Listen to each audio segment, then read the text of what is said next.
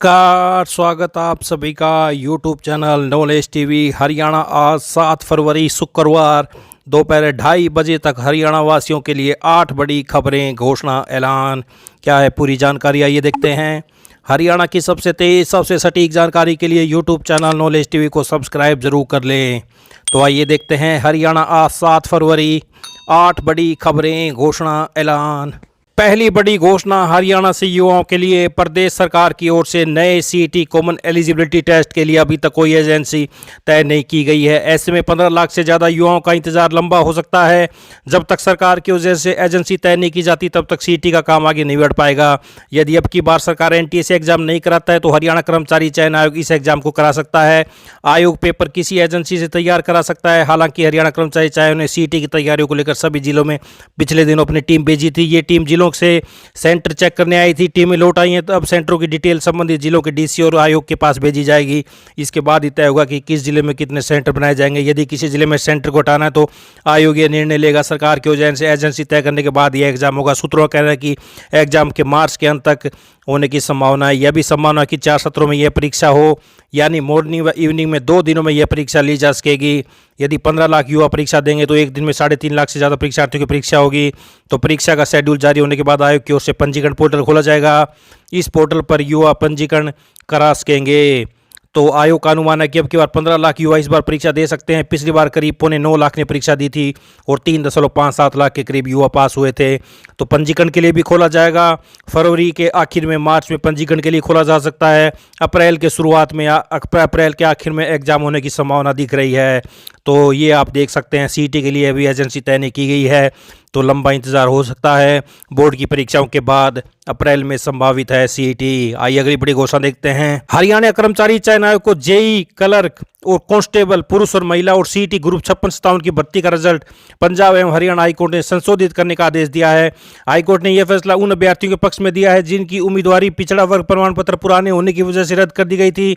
तो ये आप देख सकते हैं, बड़ी अपडेट। पिछड़ा वर्ग प्रमाण पत्र पुराने होने की वजह से रद्द, दावों पर विचार करें, तो ये कहना है हाई कोर्ट का। तो ये आप देख सकते हैं, भर्ती का रिजल्ट दोबारा जारी करने के आदेश। जेई, क्लर्क, कांस्टेबल और सीईटी ग्रुप 56-57 की भर्ती का रिजल्ट। तो ये सीईटी वाले युवाओं के लिए बड़ी खबर। तो याचिकाकर्ताओं ने कहा है कि सरकार के पास परिवार पहचान पत्र का पूरा डाटा मौजूद है जिससे उनकी जाति की पुष्टि आसानी से की जा सकती थी। इसके बावजूद उनको उम्मीदवारी रद्द कर दी है, जो गलत है। तो आप ये देख सकते हैं, बड़ी अपडेट। आइए अगली बड़ी घोषणा देखते हैं।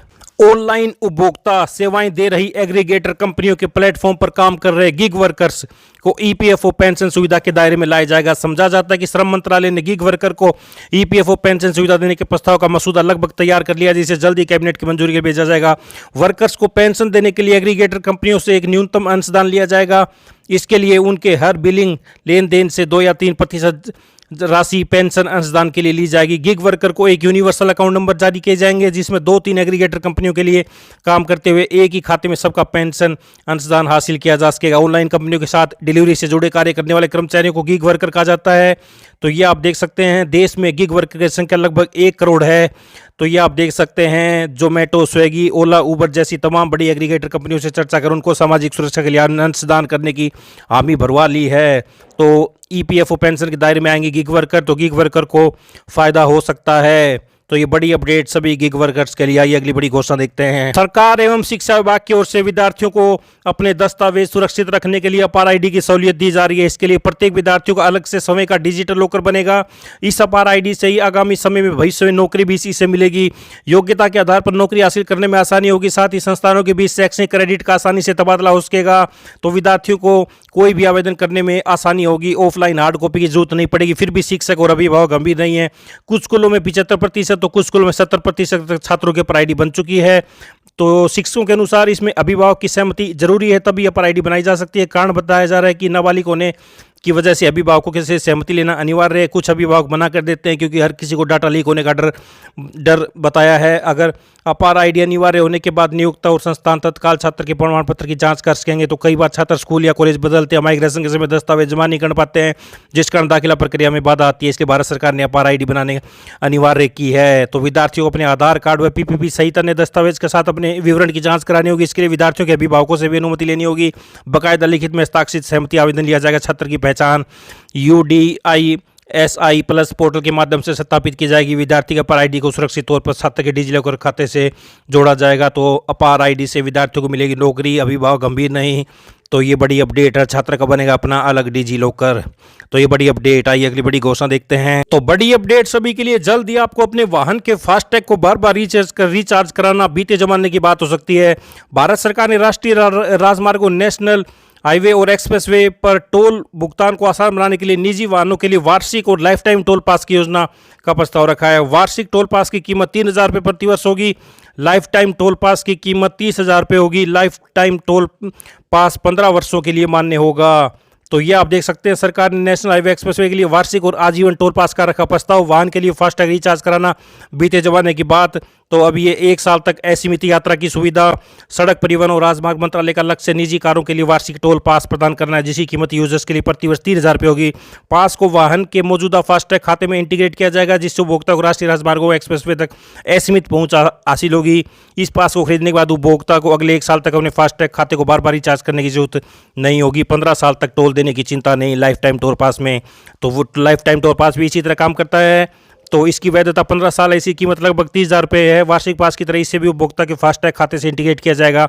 अभी निजी कारों के लिए 340 रुपये प्रति माह, 12 महीने के लिए कुल 4,080 रुपये का मासिक पास उपलब्ध है। लेकिन यह सिर्फ एक टोल प्लाजा पर ही मान्य होता है, जबकि 3,000 रुपये में साल भर के लिए पूरे देश के हाईवे और एक्सप्रेसवे पर असीमित यात्रा की सुविधा मिलेगी। तो ये बड़े बदलाव देखने को मिल सकते हैं जल्दी ही भविष्य में। आइए अगली बड़ी घोषणा देखते हैं। तो मौसम से बड़ी अपडेट देख लेते हैं। 15 फरवरी तक एक के बाद एक करके 3 पश्चिमी विक्षोभ सक्रिय होंगे। हालांकि इनके असर से बारिश की संभावना काफी कम है, मगर इस दौरान तापमान में काफी उतार चढ़ाव आएगा। मौसम विशेषज्ञ डॉक्टर चंद्रमोहन ने बताया कि 7 और 8 फरवरी को रात के तापमान में और अधिक गिरावट देखने को मिलेगी। कुछ स्थानों पर विशेषकर पश्चिमी दक्षिण जिलों में शीतलहर की स्थिति देखने को मिलेगी। इसके बाद 8 फरवरी, 10 फरवरी, 15 फरवरी को एक के बाद एक कमजोर पश्चिमी विक्षोभ आएंगे। तो आंशिक बादलवाई होगी। तो तापमान में बार बार उतार चढ़ाव आएगा। पहले पखवाड़े में ठंड जारी रहेगी, दूसरे पखवाड़े में दूसरे 15 दिनों में फरवरी की गर्मी शुरू हो जाएगी। तो 15 फरवरी तक 3 पश्चिमी विक्षोभ होंगे सक्रिय। मौसम में बदलाव आता रहेगा। तो ये बड़ी अपडेट। रात के तापमान में आज कल आएगी गिरावट। तो ये बड़ी अपडेट मौसम से आई। अगली बड़ी घोषणा देखते हैं। तो अमेरिका में कई वर्षों से अवैध रूप से रह रहे प्रवासियों की वापसी के साथ ही राजनीति शुरू हो गई है। अमेरिका सरकार ने जिन 104 भारतीयों को वापस भेजा, उनमें 33 हरियाणा के, और यह सब ढोंगी तरीके से ट्रैवल एजेंट और कबूतरबाजों के माध्यम से वहां पहुंचे थे। जमीन जायदाद, गहने, फसल बेचकर ट्रैवल एजेंटों को पैसा देने के बावजूद ये लोग वैध तरीके से अमेरिका नहीं जा पाए। इनके परिवार पर लाखों करोड़ रुपया कर्ज है। लोकसभा चुनाव में कांग्रेस ने इसे मुद्दा बनाया था। तो अब ये ढंग के सिस्टम पर बवाल, डिपोर्ट लोगों की होगी जांच। अवैध एजेंट सरकार के निशाने पर। हरियाणा ट्रैवल एजेंटों का पंजीकरण और विनियमन कानून 2024 को अधिक सख्त बनाने की तैयारी। तो अमेरिका की तरह भारत भी बाहर निकाले अवैध प्रवासी, ये कहना है अनिल विज का। अपने ही देश में क्यों नहीं रोजगार दे रही सरकार, ये कुमारी सैलजा का कहना है। तो ये बड़ी अपडेट हरियाणा से। तो ये आज हरियाणा 7 फरवरी दोपहर 2:30 बजे तक की हरियाणा वासियों के लिए बड़ी खबर, घोषणा, ऐलान। हरियाणा की हर छोटी से बड़ी अपडेट, योजना, घोषणा, आदेश, मौसम, सभी की जानकारी आपको यहाँ पर यूट्यूब चैनल नॉलेज टीवी पर मिलती रहेगी। तो यूट्यूब चैनल नॉलेज टीवी को सब्सक्राइब जरूर कर लें, बेल आइकन जरूर दबाएं सब्सक्राइब करने के बाद, ताकि अगली वीडियो का नोटिफिकेशन भी आपके पास पहुँच जाए।